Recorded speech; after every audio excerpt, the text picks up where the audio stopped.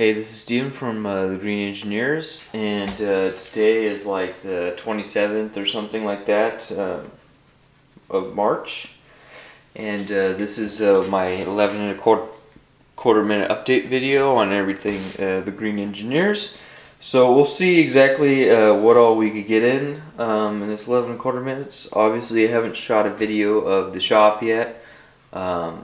Spring break is coming up, and I will be full-time work and also in the shop. I think actually at work we might even have a mandatory shutdown, so that all might also be in favor of doing the Green Engineer stuff. So I graduate in a month and a half from university, and then I will be full-time work to bring the money in, and also full-time the Green Engineers. And once the Green Engineers is able to support me, I will leave my job and do full-time the Green Engineers.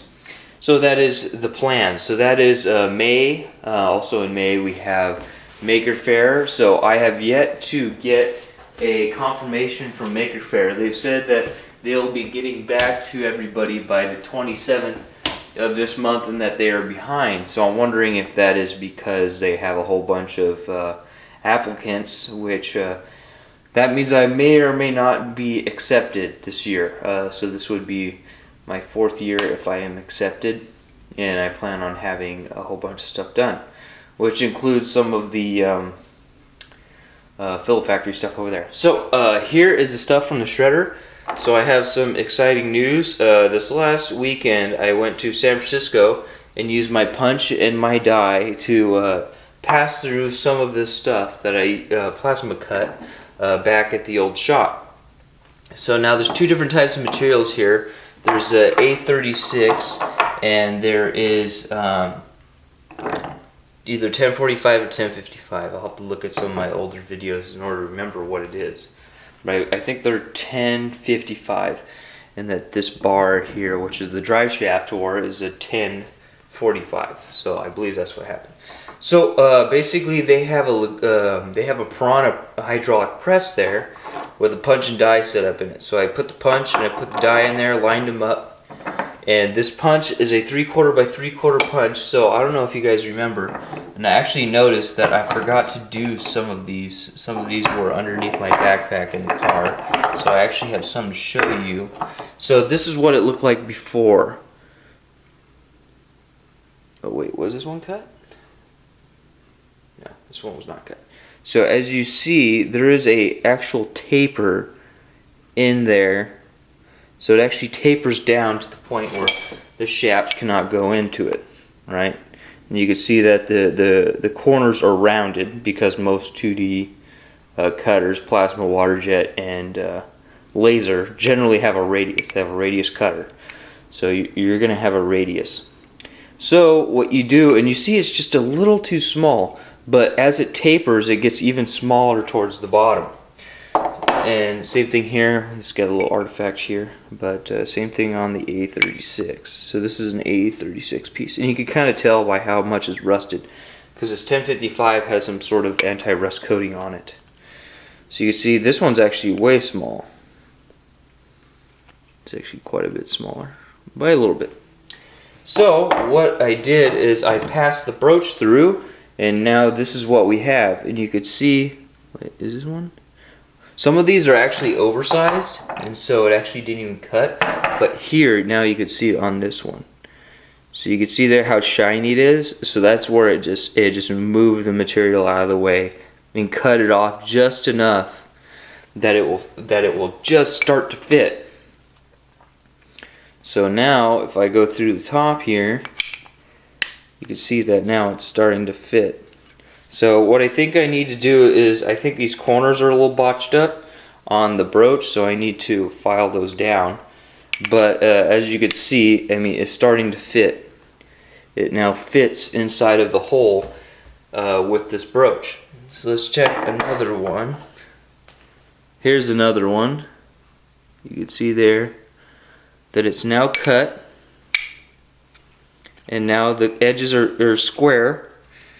And you can see it's starting to fit in there. So I think what I'll do is, this is almost exactly 3/4 by 3/4 broach, and you see I filed here on the top, so I'm probably going to file down the edges a little bit, give them a little bit of round, because I think even the square brooch is round. This one I think is oversized. Yeah, it's oversized, so it already fits in through there. See that? Which, I mean, it's got a little bit of play, but that should be fun to work with. This one, oh, this one you can see a lot on the A36. You can see the cut there. You can see the cut there. So that's just a clearance cut. Just chasing that hole, and look at that. Right through to the back side. And if you wiggle it, it'll go. But this has like little to no play. I mean, there's a little bit of play there, but really, really good. Here's another one. So, what is the future for this?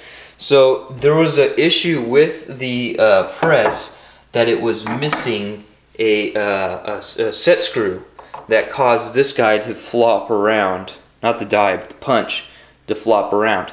That kind of helped me a little bit, sort of, because it allowed it to self-center inside of this hole. So it was actually way easy to self-center, which I thought it was going to be very difficult to self-center.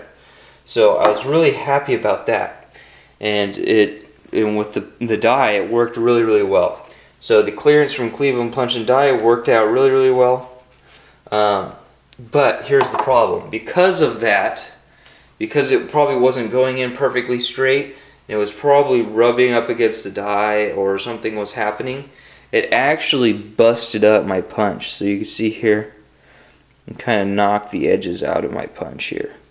So what I'm going to do is, another issue is that San Francisco is actually moving. So starting today, which is Tuesday, they are moving to a new facility because their lease ran out on their old facility. So they're actually going to be down in San Jose. Does not have a punch, does not have a hydraulic punch like the Piranha. So, but we do have an arbor press. So what I might do is, what I'm probably going to do, let's see, I might just set up for the shop to open back up. So what I will probably do, oh, and you see here, this is nice. So just perfect. Perfect, that one. But obviously for clearance fit, you need to be at least like 2 thou over. So here it's got a little nick there, where it's shy a little bit.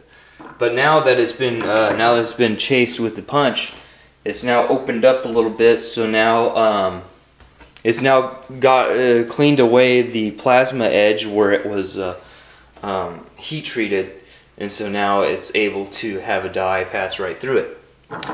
So now it's able to be filed. So now these edges shouldn't be heat treated, and they should be able to be filed. Okay, so what is the plan for these now? So this works extremely well. Most likely what I will do is I will get a new one of these, and also there's a slight bit of punch damage. You can see there, the edge is rounded, and there's a slight chip there.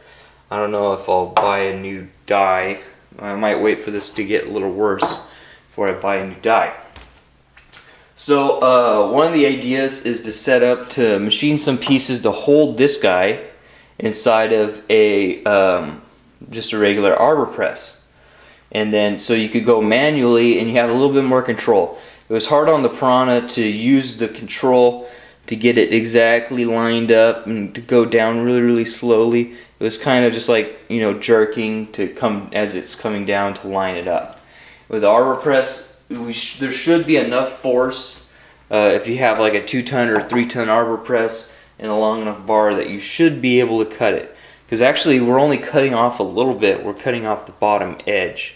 So as it's tapering, we're actually engaging like halfway down the hole, halfway down the square hole, and then just cutting that edge off. So it's only engaging like maybe 1/8 of an inch, 1/8 of an inch on width, and 1/8 of an inch height.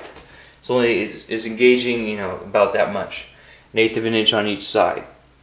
1/8 of an inch tall and 1/8 of an inch wide. So that's the cross section around. And that's what I noticed that was stuck in the bottom of the punch when I pulled it out.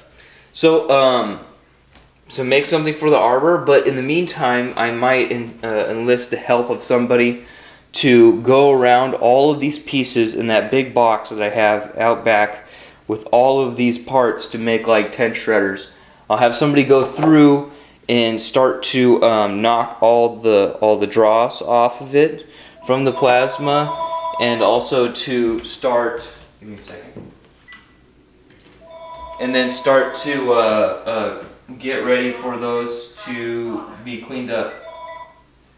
So basically knock the dross off, and then check to see if it's intolerance. If it's not intolerance, I'm not going to bother redoing it. So if something like this can't be taken out, or if this square is off-centered, then within a certain tolerance, then we'll just throw it away. So if they're within tolerance, we'll deal with them. If they're messed up too much, we'll throw them away.